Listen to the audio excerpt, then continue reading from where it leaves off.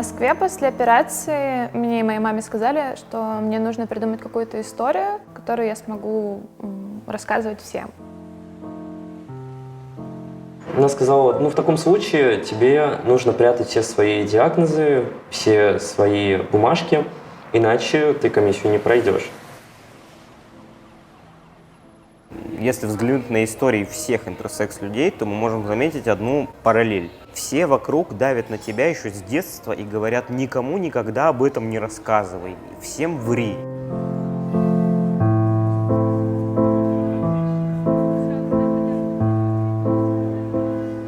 Интерсекс-людей в России много на самом деле, то есть по статистике это больше 2 миллионов. Примерно 1,5% населения являются и людьми с интерсекс-вариациями. Вариаций очень много, их около 40, даже больше.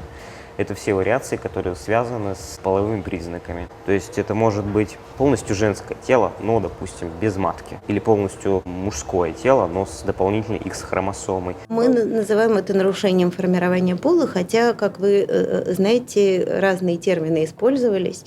И до относительно недавнего времени, в 20 веке, основным термином был гермафродитизм, который был изъят из терминологии, потому что пациенты не хотели слышать этого слова, и оно считалось ущемляет в чем-то права или достоинства этих людей. Большинство интерсекс-людей вообще не выглядят примечательно, и они выглядят как обычные мужчины и женщины, живут совершенно обычной жизнью, ходят на работу, чистят зубы, заводят семьи и прекрасно живут.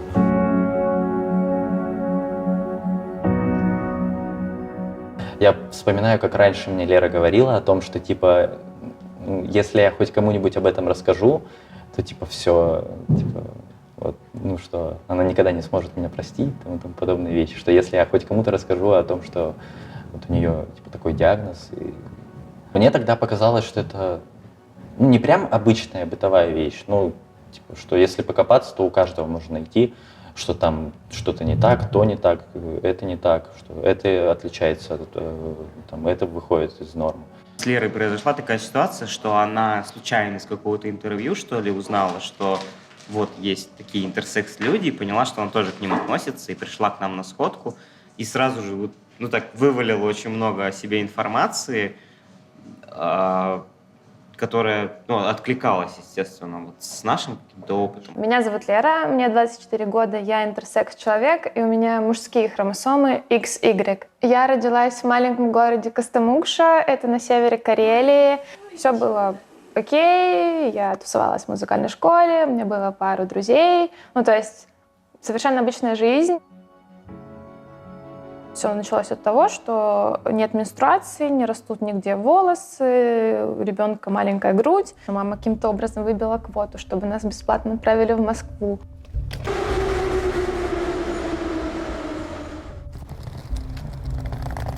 В клинику Российская детская клиническая больница, в эндокринологическое отделение к Карманову. Было страшно, плохо. Не было мест в больнице, нас поселили в детскую комнату со старыми рисунками, игрушками, очень депрессивно. Мы просто с мамой сели и начали плакать тихонечко. И постепенно начали разговаривать с моей мамой в основном, так как я была, наверное, еще маленькая или просто берегли меня. По факту матки не было, яичники не функционировали, но это были не яичники, а гонады, то есть мужские. И что их нужно резать, удалять, потому что они превратятся в рак. Консилиума никакого не было, ты просто лежишь в палате, к тебе приходит в день по 10 врачей, тыкают тебя, трогают тебя, осматривают.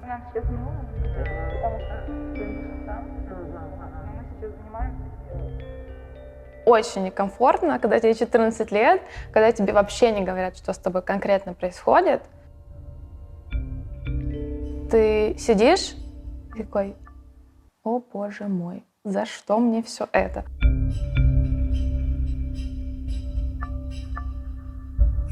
Просто не было какой-то конкретики, нужно удалить вот это вот поэтому, вот это вот поэтому. Не было варианта удалять, не удалять. Сказали, делаем, все. То есть и живи дальше. То есть забудь, что было, будет теперь только так. В России возраст согласия там с 15 лет, сейчас, по-моему, даже 16 лет. То есть до 16 лет ребенка вообще не спрашивают. Там родители решили сделать операцию, делают. Я не уверена, что даже высокоинтеллектуальный 16-летний подросток может принять информацию, девочка, что у нее кариотип XY, что это правильный мужской кариотип, и что у нее сформированы яички, и вот так получилось. Это может привести к травмам довольно большим психологическим. Здесь же еще вопрос психологии и родителей тоже, потому что некоторые родители говорят: доктор, вы знаете, как лучше, и вы делаете, не нужно мне рассказывать, вы делаете так, как будет лучше моему ребенку. Мне поставили тестикулярная феминизация, но этот термин, по-моему, устаревший, вот, и правильная невосприимчивость, нечувствительность к андрогенам. Год назад я узнала, что мне могли не делать эту операцию, меня могли не сажать на гормоны, и у меня бы не болела бы грудь постоянно, у меня не было бы мигрений, ну, то есть у меня были бы мои собственные гормоны, которые вырабатываются в том количестве, которое необходимо моему организму. Сейчас же все это искусственное. Вот. Откуда ты узнала, почему ты думаешь, что это так на самом деле? Ну, это спасибо всем интерсекс-организациям, которые существуют сейчас в мире. Мы работаем с врачами, с дружественными врачами. И вот один из наших дружественных врачей, это детский эндокринолог Юлия Сидорова. Нашли ее страницу в Инстаграм, она писала об интерсекс-детях, но немножко с неправильной терминологией. И мы захотели помочь ей. Просто, на самом деле, сначала помочь как-то поднаправить, и в итоге получилось так, что мы прям очень плотно стали работать вместе. В России там мало детей, выявленных с нечувствительностью к андрогенам, то есть это должен быть определенный регистр интерсекс-людей. Да? Мы должны там, вызывать каждый год ребенка, да, а потом обеспечить преемственность во взрослую практику, да, чтобы вот каждый год этот ребенок находился под наблюдением, этот человек находился под наблюдением врачей, которые занимаются этой проблемой. Но в России это практически невозможно. Приезжают из какой-нибудь глубинки в Москву, потом уезжают, и все. И что происходит с этим ребенком, чаще всего неизвестно. Он просто теряется. И поэтому невозможно какие-то широкомасштабные исследования проводить, потому что это сложно даже логистически как-то наладить. Помимо того, что у меня нет матки и хромосомы XY, у меня слепо заканчивающееся влагалище, плюс оно было коротенькое, там пару сантиметров, может, там 3,5. Вот мы сидели, обсуждали это с врачами, было два варианта: делать мне искусственное влагалище из кишки быка, либо разрабатывать его самостоятельно. Ну, то есть 14 лет нас мама отправляет в секс-шоп возле больницы в незнакомом городе.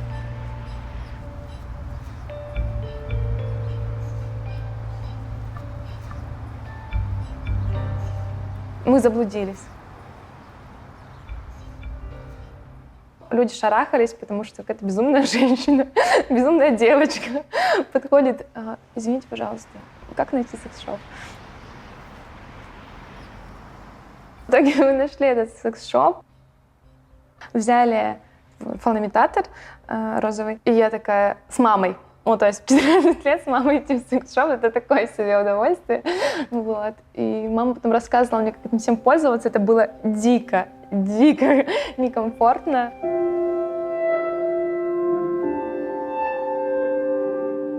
Когда я вернулась из больницы, я рассталась с молодым человеком, потому что решила, что не буду его терроризировать своими изменениями в теле. Потом у меня были следующие отношения. Я сказала, что я не могу иметь детей. Но там была очень странная реакция, что нет, ты можешь иметь детей. Ты все придумываешь. Врачи на таком уровне, что они могут сейчас все что угодно сделать, и ты забеременеешь. Пошли в церковь, пошли к шаману и так далее, и так далее, и так далее. Это дикость, это дикое общество средневековое. То есть вместо того, чтобы отправить ребенка к врачам, да, его отправили в монастырь. Меня отправили мои родители в монастырь, чтобы меня излечили от бесов. Вариант, при котором религия может излечить тебя от секс-вариации, ты подразумеваешь, что вариация — это что-то вообще греховное. Полное отрицание, абсолютно полное отрицание того, что это может быть нормально. А ведь это нормально. Вы как-то обсуждали это дома или ну, в кругу семьи, или вы приехали из Москвы и забыли обо всем этом? Ну, мы приехали и забыли. То есть это, конечно, никто не забыл, но это было молчание такое, как тишина при первой встрече, когда очень некомфортно. Потому что вопрос висит, все знают, все боятся обсуждать, потому что казалось очень страшным. Случилось так, что я очень сильно закрылась, просто не хотела ни с кем общаться, не понимала, что меня ждет в будущем. И как бы казалось то, что ты не можешь иметь детей, плюс там еще, как какой-то подружке я сказала, что не могу иметь детей. Она рассказала своему другу, и друг ей сказал, что зачем такие женщины, которые не могут иметь детей. И я такая, все, до свидания.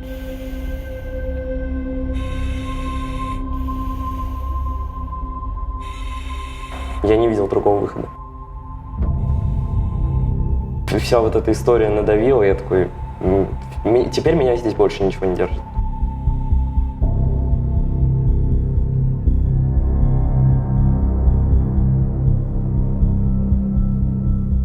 Ребенок был закрытый, все время как моллюск в ракушке. Приоткроет,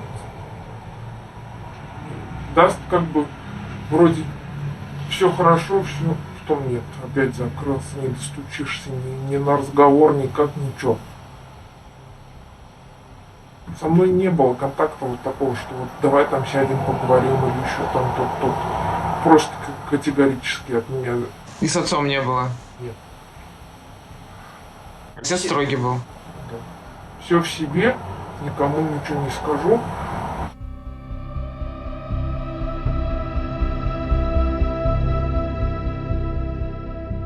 Меня зовут Константин, мне 21 год, я из города Самара.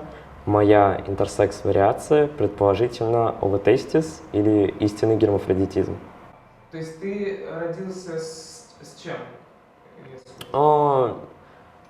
У меня была матка, яичник, возможно, яичко, а внутреннее влагалище – пенисообразный орган. Меня оставили в женском поле, и врачи назначили гормонотерапию, эстроген, женские гормоны. Их я должен был принимать всю жизнь, но бросил в 13 лет. Если хотя бы один день надо мной не издевались, это было счастье. Он ко мне подходил и говорил, что ты ничтожество, тебя нужно было оставить в роддоме, вот твоя сестра хорошая, а ты урод, мы тебя никогда не полюбим, тебя никто никогда не полюбит. Посмотри на себя, как...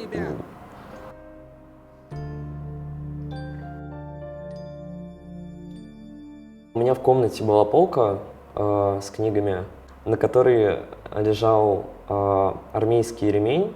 Когда следовало наказание, я должен был его принести сам. Меня били головой о стену, на ходу из машины, бывало, мог выкинуть. Это все кто делал? Отец.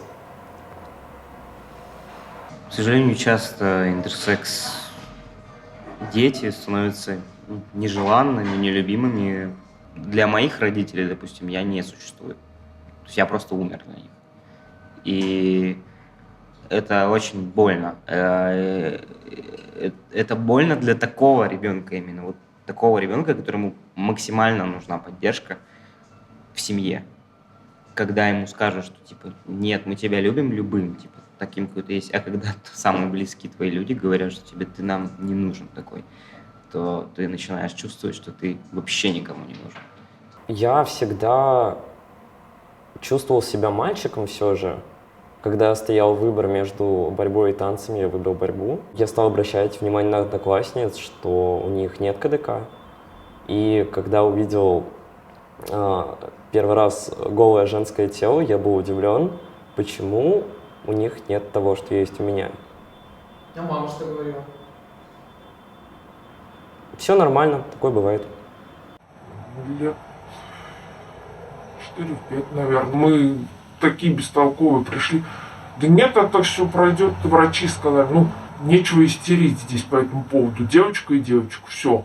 Подумаешь, какие-то там физиологические изменения, ничего аномального. Говорили, что как бы лучше об этом пока не говорить, это все там зарастется, детский организм, это все придет в норму.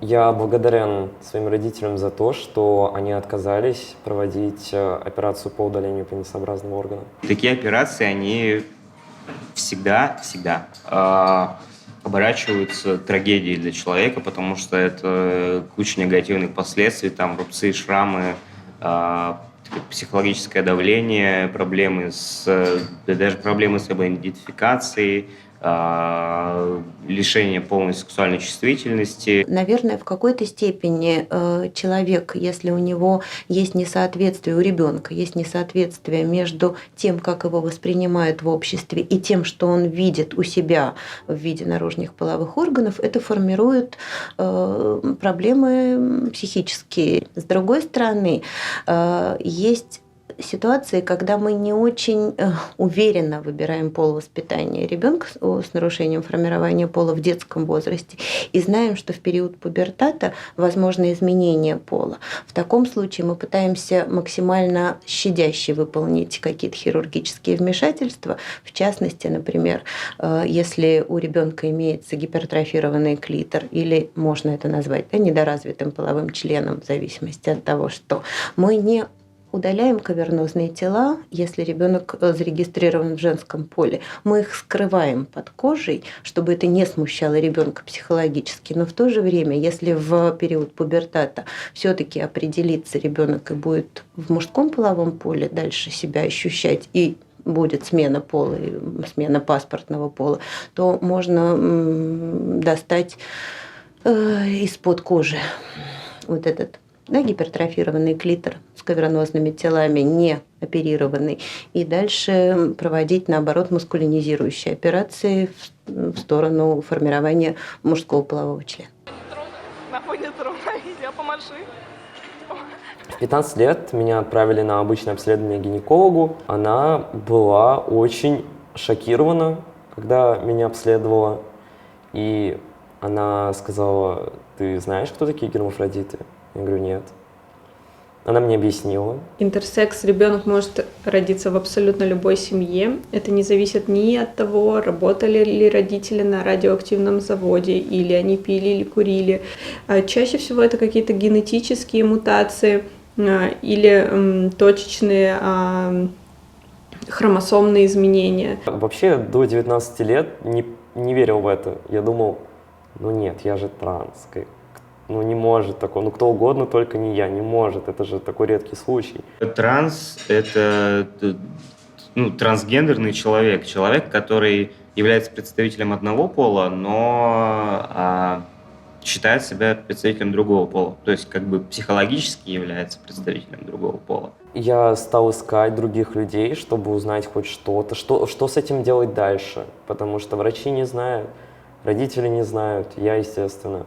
Но я нашел только трансов, и я написал одному из них. Это теперь мой лучший друг Женя. Я же не сильно. Давай, ты человек. Что, мы, получается, больше не увидимся до следующей недели?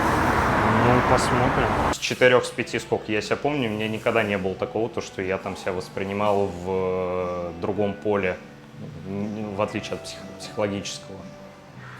В женском поле. То есть, да, мой пол с рождения никогда не соответствовал моему ощущению.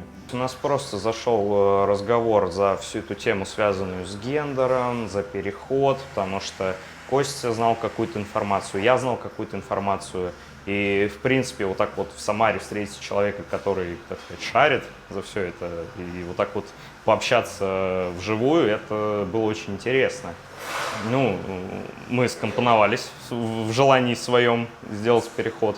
Я, то есть, был прям уверен на 100%. Костя такой: да, давай. И все. Трансгендерный переход – это когда человек делает прям ряд манипуляций, чтобы стать представителем другого пола в глазах общественности физиологически и юридически. Есть ряд вариаций, при которых интерсекс-вариации проявляются в подростковом возрасте. Человек был записан одного пола при рождении и в переходном возрасте стал, грубо говоря, другого пола.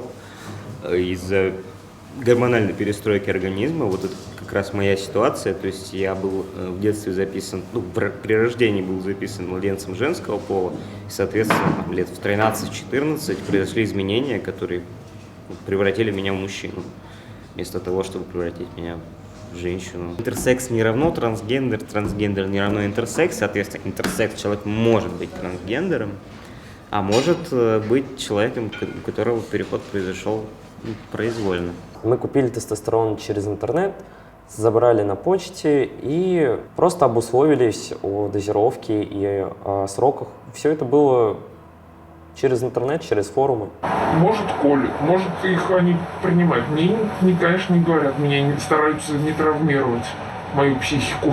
Женек где-то там что-то узнал. Он там это сказал, этому сказал. Вот они там как-то скооперируются, у них вот это происходит. Ну что это?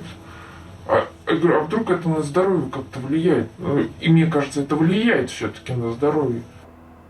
Никто нас не контролировал, никем это не регулировалось, и сейчас это имеет свои последствия. Врачи сказали, что тестостерон влияет на те женские органы, которые есть у меня внутри, и их в срочном порядке нужно удалять. А почему вы не пошли к врачам, чтобы они вас курировали? Они не имеют права назначить гормонотерапию без справки о смене пола. И даже сейчас у меня есть справка, я пришел к эндокринологу, потому что я сдавал тестостерон, он в 4 раза выше, чем у обычных мужчин. И я говорю, вы можете мне назначить дозировку? Вот моя справка о смене пола. Мне врач запрещает, иди в частную. А в частной что? В частной нужны деньги. Это на всю жизнь. Вот, то есть это, опять же, такой психологический даже момент тяжелый для многих, кто вот, обдумывает переход. Не все готовы на пожизненную гормонотерапию. Когда здоровье начало ухудшаться, я сказал, Женя, бери себя в руки, и у тебя есть возможность, иди обследуйся. Вот, и он вовремя меня послушал. Подожди, получается, что ты себя убиваешь тестостероном? Да. А зачем ты делаешь? Пусть я проживу мало, но счастливо.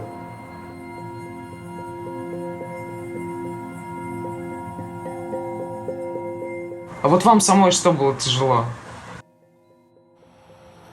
Тяжело, наверное, понять, как бы вот перестроиться, что я понимаю, что человек хочет, значит, человек так себя ощущает. А кому было сложнее принять, вам или мужу? Муж не в курсе, мы с ним развелись еще в 2013 году. Мы с ним связи не поддерживаем. Мне одной пришлось совсем с этим сталкиваться. И тяжело как окружающему обществу донести, что я принимаю, смиритесь с нашим решением, мы такие. Многие родственники не поняли. Кто-то перестал с нами общаться.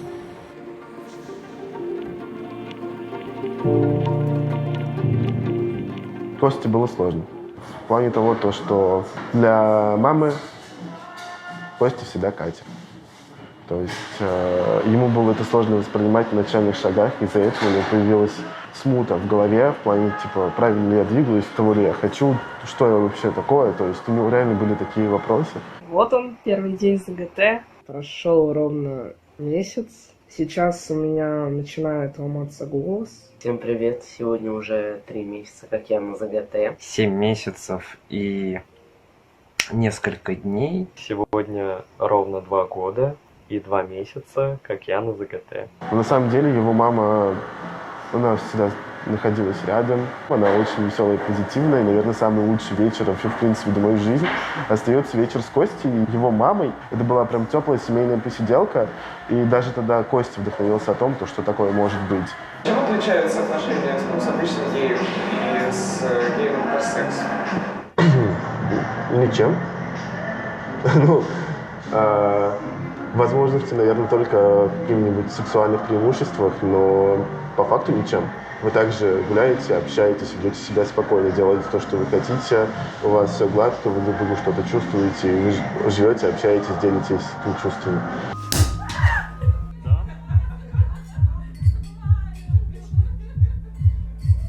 Я знал, что он открытый гей, и он сказал, что девушки ему омерзительны, он не может себе представить секс с ними.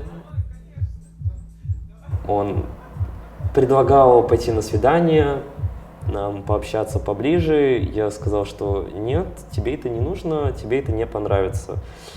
Он говорил, что я несу ерунду, и когда мне это надоело, я просто взял в руку и положил себе между ног. Вопросы еще есть?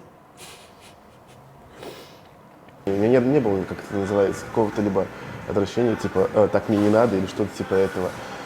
Мне нравился человек, именно его личность, и с этой личностью я готов был идти дальше. Расстались мы очень странно.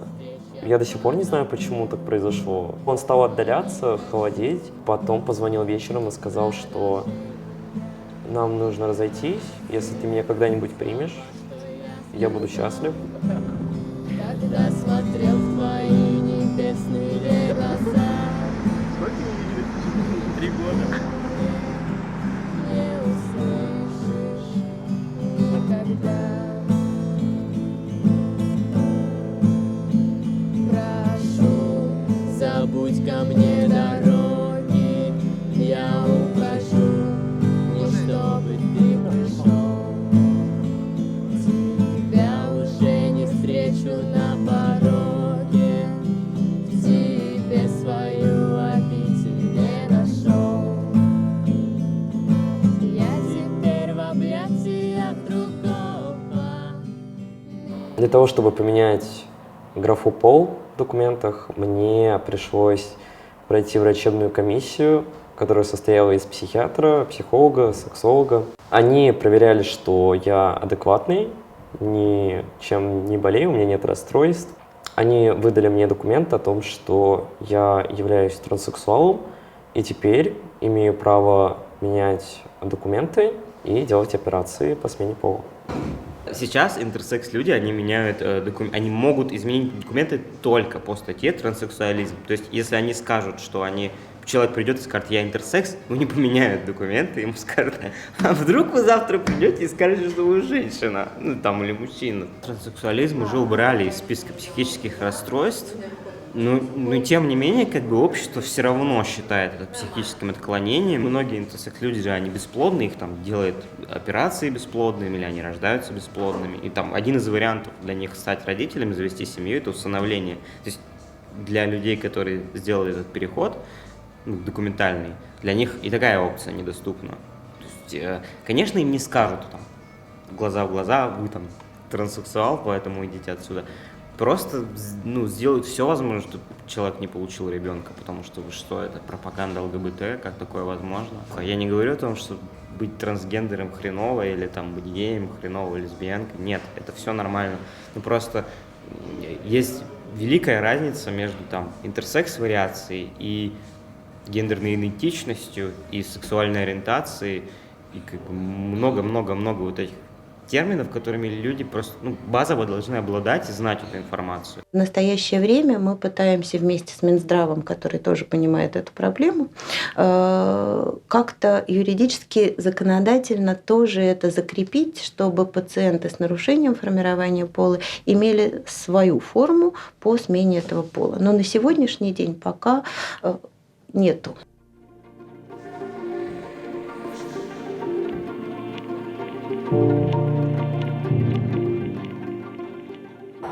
Конечно, хотелось бы, чтобы у нас в Самаре где-нибудь был бы центр какой-нибудь, где какая-нибудь психологическая помощь именно для родителей. Этот клуб, мы сходили тоже, мне тоже интересно. Я в их компании тоже с ними.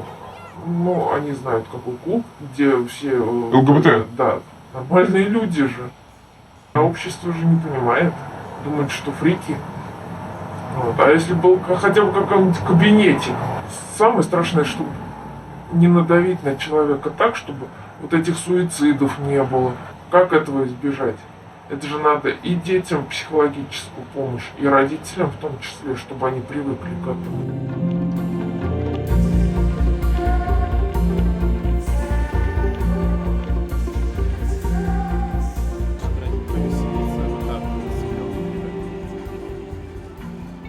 Я искал таких же людей, никого не мог найти, пришел в Аверс в итоге.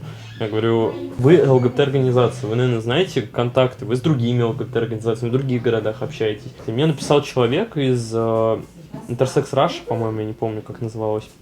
Говорят, привет, я Intersex, вот, у нас будет слет интерсекс-организаций. Хочешь приехать? Я такой, конечно, хочу.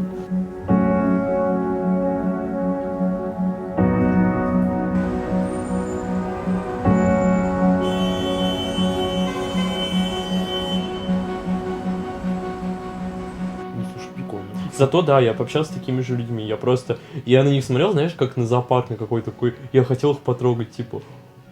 Серьезно? Очень серьезно, настоящие? Вау, прикольно, прикольно. Я был очень рад. И они так отреагировали, я просто, что? Вот это так, было смешно. Не суди по одежке. Ага. Они просто и не судим будешь. Когда у нас была сходка в Петербурге, и я впервые в жизни встретила человека, у которого такая же вариация, как я, и такая, о, господи, типа серьезно, ты понимаешь все, что чувствую я? А часто вообще встречаетесь? Нет, очень-очень редко. Просто потому, что у всех абсолютно разные жизни, разный график рабочий. Но благодаря Антону, он в Петербурге бывает почаще, он какие-нибудь движухи устраивает. То есть недавно был фотопроект для интерсекс-людей. И да, мы там собрались. Плюс мы еще и записывали видео на YouTube. Антоха вообще молодец. Ну, то есть он занимается активизмом, и я прям очень, очень уважаю его за ту работу, которую он делает, не боясь, без страха, просто такой, я должна об этом рассказать. Всегда есть контакты, на которые можно обращаться, и нам пишут люди. Нам пишут люди из разных регионов, нам пишут люди разных возрастов. У нас есть чаты по вариациям отдельно, чат для родителей, чат для врачей. Мы против насильственных хирургических вмешательств, которые не требуются по здоровью, против того, чтобы нас называли гермафродитами, третьим полом, какими-то обидными, оскорбительными словами, что у нас есть терминология, она должна быть корректная, это терминология интерсекс. Интерсекс не склоняется, это не интерсексуальность, а это именно интерсекс. Интерсекс – вариация. Я когда об этом всем узнала, когда узнала, что есть интерсекс-активизм, я такая, все, начинаю делать съемки, начинаю делать видосы. Потом через неделю такая, так, наверное, все-таки не мой формат подачи информации, и мне не очень, наверное, нравится вот делать такой как-то вызов обществу прямой. И я подумала о том, чтобы создать такой, не знаю, как-то место-проект, который будет просто поддержку тех людей, которые борются с бинарным миром. Не борются, а просто не принимают его. И это будет белье нижнее для тех, кто, ему не важно, кто он, мужчина или женщина. Еще до камин-аута я решила тестовые запуски делать на своих самых близких друзьях. Там выбрала пару коллег, с которыми мне было приятно общаться. Они такие, вау, как круто, типа, я все прогуглил, столько вариаций, блин, такой мир разный, как клево. И начала рассказывать своим подругам. Я помню, как я рассказывала Залине на кухне у нее дома, и она такая, почему ты мне не рассказывала никогда об этом? Да как так? Я же твоя подруга, в смысле? По поводу детей, скорее всего, я уже приняла тот факт, что я не смогу никогда родить своего ребенка, у меня с этим проблем никаких нет. И если я когда-нибудь захочу иметь семью в таком формате, что я смогу воспитать ребенка и дать ему столько времени и сил, сколько необходимо для воспитания, то я готова установить. Много ли ты знаешь вообще про интерсексов, про интерсекс-вариации? Ну, намного меньше, чем Лера. Как бы я особо не углублялся. То есть, понятно, мне Лера постоянно рассказывает про то, что вот у нас там есть такой чувак, там вот есть такой, там. Но я говорю, просто у меня такое отношение к этому, что для меня все просто одинаковые люди. Ну, то есть я не пытаюсь, даже мне не хочется дифференцировать, выделять там, что это такая вариация, это такая вариация. Ну, как бы это не важно для меня. Есть ли какие-то ограничения в сексуальной жизни вашей? Ну, я не знаю. Ну, в нашей сексуальной жизни есть ограничения, в том плане, что мы влагалище, оно как бы небольшое, и половой член не помещается туда полностью, и просто если это делать менее аккуратно, то, ну, то есть просто нужно быть аккуратным для того, чтобы мне не было больно. Ну, просто нужно практиковаться почаще, наверное, чтобы мне было. Типа с утра, в обед, вечером, и тогда все будет хорошо. Жень, ну, это как заявка просто звучит только что. Конечно, очень смешно. Мне кажется, ну, вот именно ради этого я пришел сюда, чтобы как бы вот этот кадр заснять. Находясь в Питере, я принял окончательное решение о том, что буду продолжать заниматься своим здоровьем. Эта поездка как раз была тем лучиком, что я хочу еще раз так. А чтобы это было осуществимо, не нужно забрасывать себя.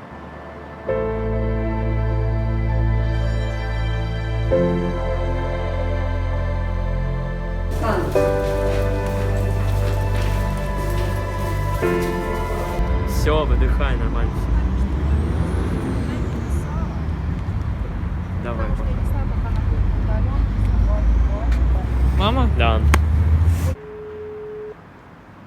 Алло. Жень, привет, братиш. Аюшка, привет. Че, как у тебя дела? Да ничего, нормально. Что такое? Смотри, я сейчас в центре, вот. Я могу сразу к тебе подойти. Ну, приходи, я сейчас собираюсь, вот выхожу. Че, как у тебя дела, как здоровье? Да, здоровье, как говно в корове, а так ничего.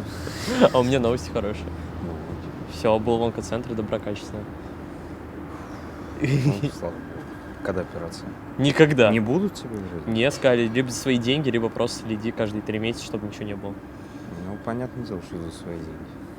Сам знаешь, как государство наше. Вот. Ну, типа, если доброкачественно, то можно не сломя голову нести сразу этим заниматься. Не сломя голову, но все равно этим вопросом надо будет тебе заняться. Да. По возможности. Стой. Давайте поругаем власть. Так ты же мне не разрешал ее ругать. А, причем здесь так? Да, я стал ценить жизнь и ценить себя, потому что я понимал эту проблему, и все мое окружение знало, что я не любил себя, мне было плевать. Ну а вот что стало триггером, тумблером, что переключило тебя? Честно, я не знаю. Просто последние пару месяцев я как будто только начал жить. Я испытываю любовь других людей и научился любить сам себя. И не хочу терять эту жизнь просто так.